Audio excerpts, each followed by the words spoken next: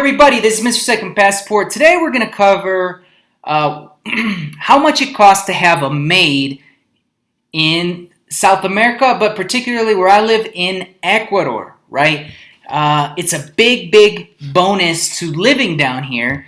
And I'll admit, the first time I came as a backpacker in my early 20s to visit a friend of mine in Ecuador who had invited me to come, that's why I came in the first place. He was just a middle-class Ecuadorian, and it surprised me so much that he had a maid. He had a part-time maid. In the morning she came, she cooked for him, did their laundry, cleaned the house. I couldn't believe it.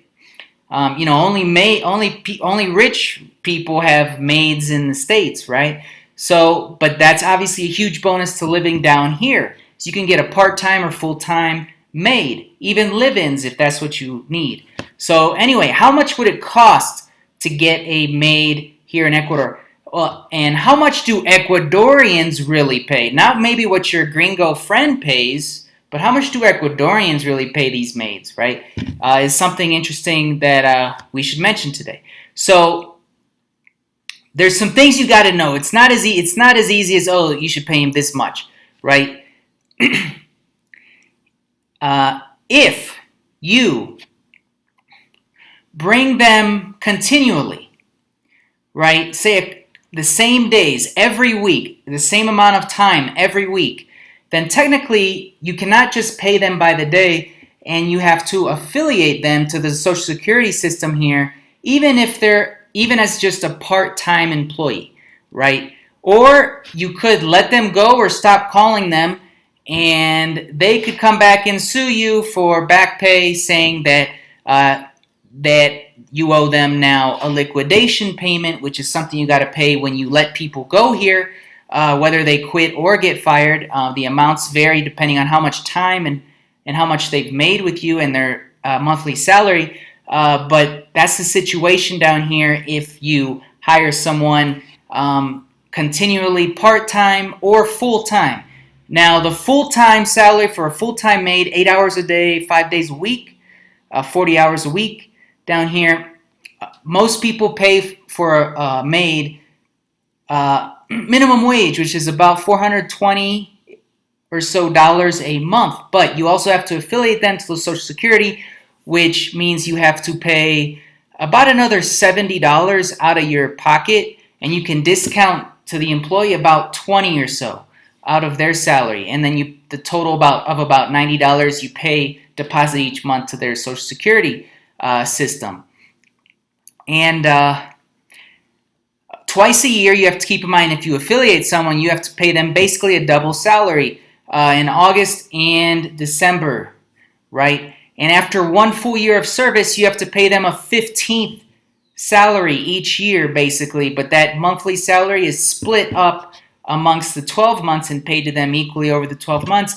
And it's called the Fondos de Reserva, or like reserve funds. And that can be deposited to their account in the Social Security system, or given to them in cash and having them sign for it every month.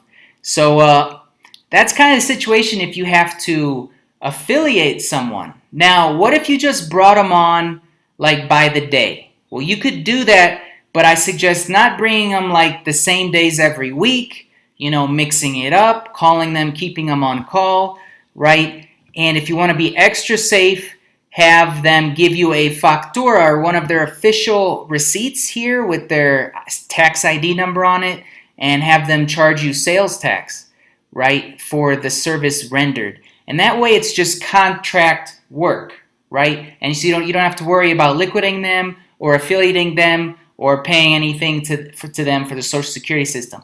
Now, and officially hiring them per se. And then you don't have to pay them when you let them go. Now, how much would you pay for this kind of by-the-day contract work? Would I pay someone that's on call for me? Basically, Ecuadorians pay around $10 to $15.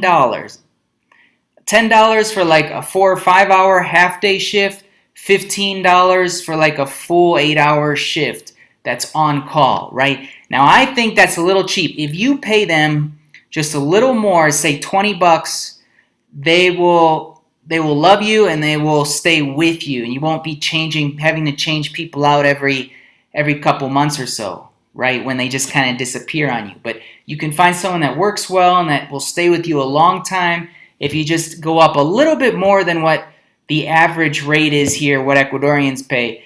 And for me, it's 20 bucks is the kind of the magic number.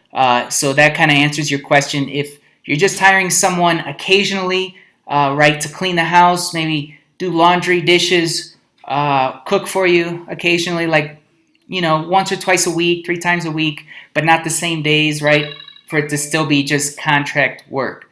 So that's it. I'm Mr. Second Passport. If you like that, don't forget to subscribe to be notified of more videos just like this as soon as they become available. Take care.